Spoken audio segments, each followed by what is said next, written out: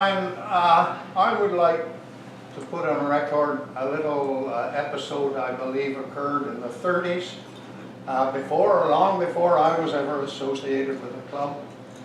But it came to light when I first got involved in sailing, and I acquired 3 books. I either borrowed, stole, or otherwise got these books in the early 40s, and they were all written by Alpha Fox. Yeah. And as you know, I loaned one of them to you because and I got it back. Yeah, I know you and it dealt with a reference to your grandfather's boat. But one of the other 2 books of Alpha Fox's recorded the visit of the British International 14 team to RCYC somewhere in the early 30s. I'm not sure whether it was earlier than 35 or after that. Yeah, it was 36. But they raced against a Canadian team of international 14s out of RCYC.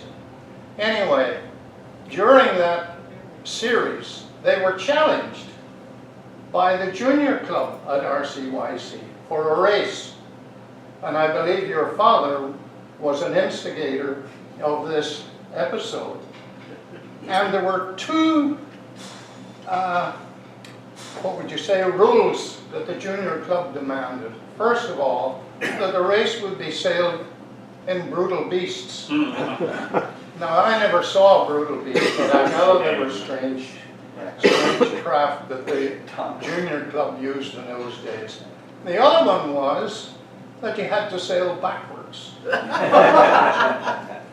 And Alpha and his team raced against the junior club, and your father, Bill, won every race. So I think that's something that should be recorded. In that book too, I remember reading that book. They talked about my father, and they wanted to take him back to England, but his parents wouldn't let him go because he had to go to school and all this. And I remember, you know, when I talk about Nolan and Billy, the English talked about how terrific our junior program was at bringing younger people along to learn how to sail and race proficiently, and at a very, very young age, which is, you know, part of the breeding program and the training program and everything else. And yes, I do remember that. I do remember that. There are some of us here who still remember sailing brutal beasts backwards. Not against the Brits, just in the jazz race at junior club. Yeah. All I remember, there was only one, I think 2 left when I was in junior club. And I remember one time we had to move one. We had to get about half the junior club to pick this thing up to move it from here to the window. It weighed a ton. Brutal.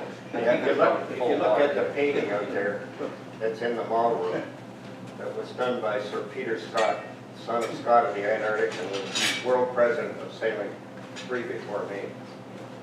He gave that in 1936 to the RCYC when Alpha Fox was here. It was 1936. Oh, speaking of dates, if I may, I was going to the Queen City Centennial book recently, and I came to understand Queen City what? Queen City Yacht Club. It's a sailing organization that you only know a little bit about. I'm an honorary member. I know you are, and I've never figured out why.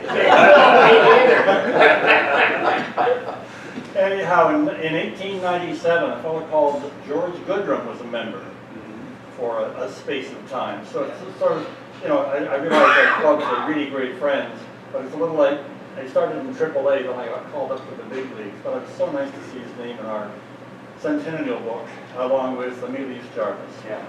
Keep good company. Pretty cool. We all love the same sport, the same place, and, you know. We share so much. It's unbelievable. Or in more words of hands, unbelievable. Are there any more comments or questions? Bryan, you, along with other speakers, open up a world that I was not very familiar with, and I thank you for that. Your life experience, her family experience has contributed so much to the world of sailing. Let's give Bryan just Here, here. appreciation. I just have to put my pencil down.